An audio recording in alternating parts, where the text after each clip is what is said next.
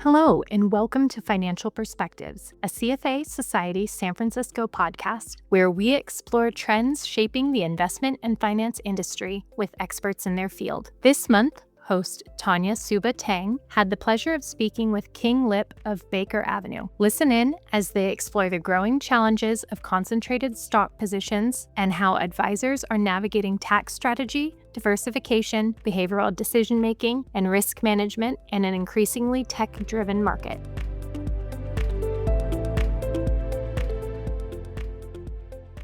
Good morning, King. Thank you so much for joining me. How are you today? I'm doing fine. Thanks for having me, Tanya.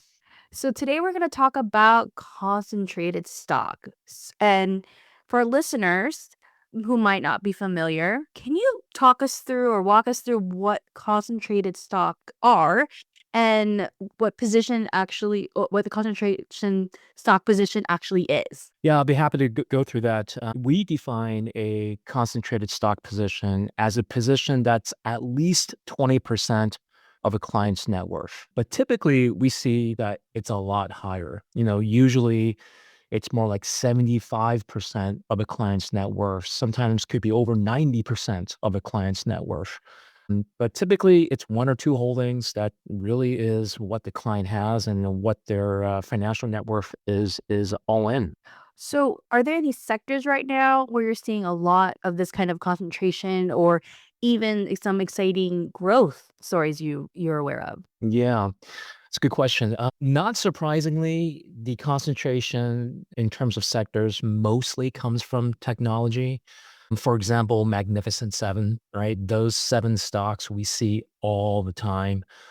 So names like Apple. Apple has printed, gosh, thousands of millionaires, if you would. Nvidia is another one. Meta, Microsoft, Alphabet. There was a recent study actually that looked at Nvidia and their employees. And what they found was that 80% of employees at Nvidia are multimillionaires. So that's about 20,000 or so people out of the workforce that are multimillionaires at Nvidia, which is pretty amazing. But it's not just tech. We actually have an office. I'm located in San Francisco, but we also have an office in Texas. So we see a lot of energy, money as well, energy concentrations for clients, industrial companies. There is one common denominator though. It has to be a successful company, in order for a position to be a concentrated position. Because if the company wasn't successful, it's not it's not going to drive a lot of returns, right? For clients. So we don't see any Walgreens, you don't see any Bed Bath and Beyonds. Those companies are pretty much made obsolete, if you would. I have come across some interesting growth stories since you asked about that. Typical clients, as I mentioned, are former current executives of a company, employees that have been at a company for a very long time. But, we have some atypical clients, if you would, people who were not at the company, but they were long-term shareholders that had held the stock for a very long time because they liked the company.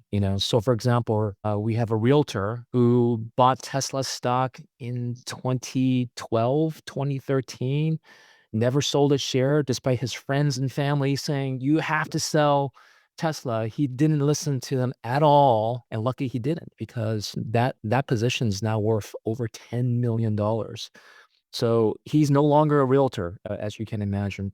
This was a wonderful one. He was a hairdresser. This person's a hairdresser. He owned Apple shares when Steve Jobs was the CEO the first time, right? Because Steve Jobs was CEO two times, but he was there the first time before Steve Jobs got fired as the CEO. This is back in the 1980s.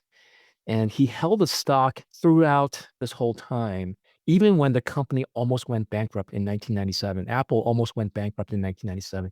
He held the stock throughout this time. And lo and behold, he's worth quite a bit right now owning the Apple shares. And finally, there's a doctor that actually just recently became a client of ours who owned NVIDIA, not because of the AI, but because he liked playing video games. And he knew that NVIDIA was a graphics card maker, and he decided to buy some shares in NVIDIA. didn't know that they were going to be the AI leader of today. So there's some really interesting stories we come across in terms of growth stories. Oh, wow. Those are fun growth stories. I hope to be one day.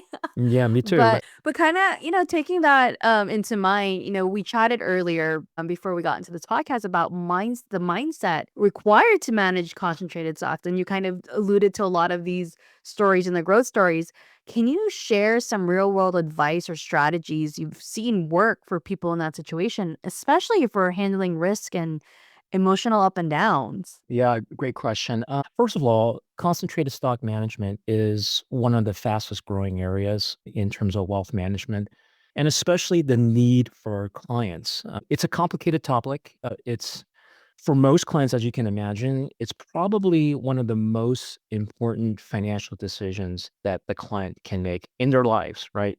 Because it could really make or break them, right? So these clients are looking for advisors, smart advisors that have the experience to give them good advice.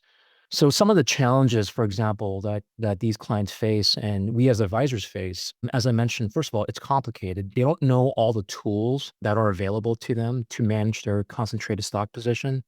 Bad planning can literally cost them hundreds of thousands of dollars, if not millions of dollars left on the table.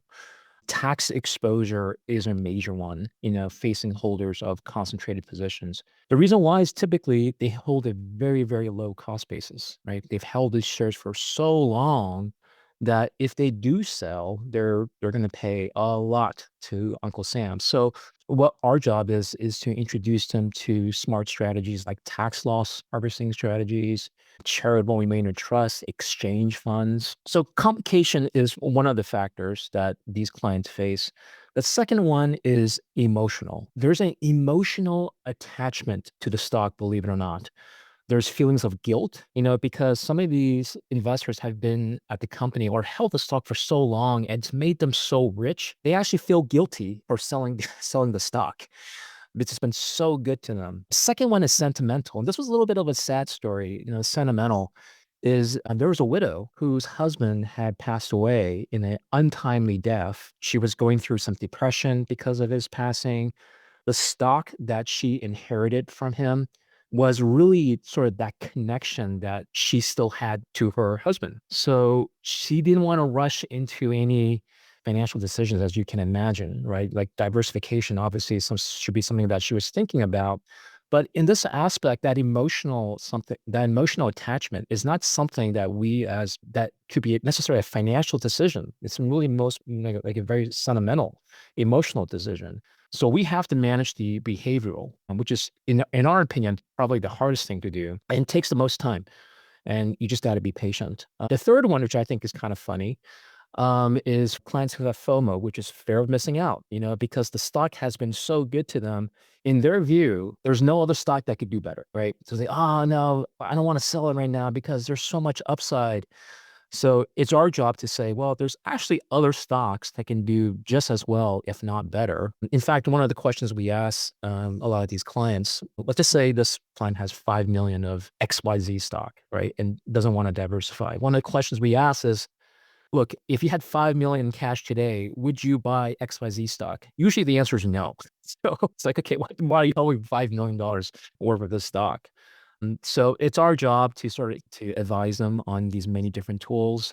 We manage to do many complex financial behaviors. So sometimes we feel like we act like a psychologist more so than a financial advisor. Yeah, I could see that. A lot of emotional ties on it and just with the stories that you share. So, if you had to look ahead, I love this question.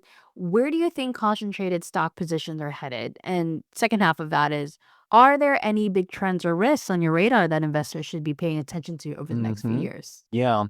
So, in my opinion, concentrated stock positions have always been a challenge for investors. And this, I would say, let's go back like almost 100 years, right? Because If you think about the companies that went public, the first railroads, if you would, right? And these people had the same problem, right? They have one stock in one company, one railroad, and it will continue to be a challenge for investors into the future because, there's going to be wonderful new companies that IPO. SpaceX may go IPO this year, for example. There's going to be a lot of very wealthy employees from SpaceX, right?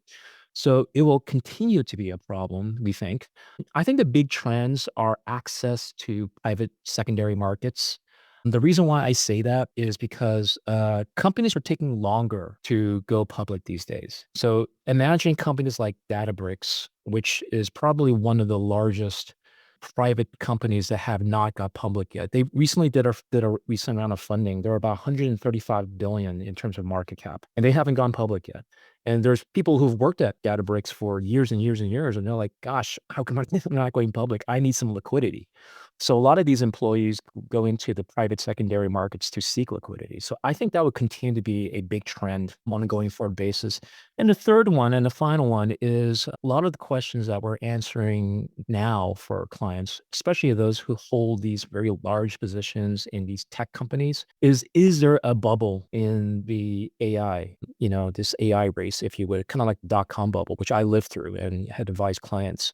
So that's the biggest risk right now. We don't personally think that we're in a bubble like the dot-com era, but we probably are on our way to become for a bubble, right? If this continues to go up and AI continues to be a huge growth opportunity, some of these shares may very well become bubbles. So that's our job, we think, in terms of advising clients of when that bubble may come and what to do, what actions to take if we do come across that. Well, a lot to look forward to. And, thank you, King, so much for sharing your insights. I know I learned a lot, and I really love those stories that you shared with us today. Thank you. Thank you to this month's guest, King Lit, for joining us to share his insights on concentrated stock. Be sure to join us for another episode of Financial Perspectives, released on the last Tuesday of each month.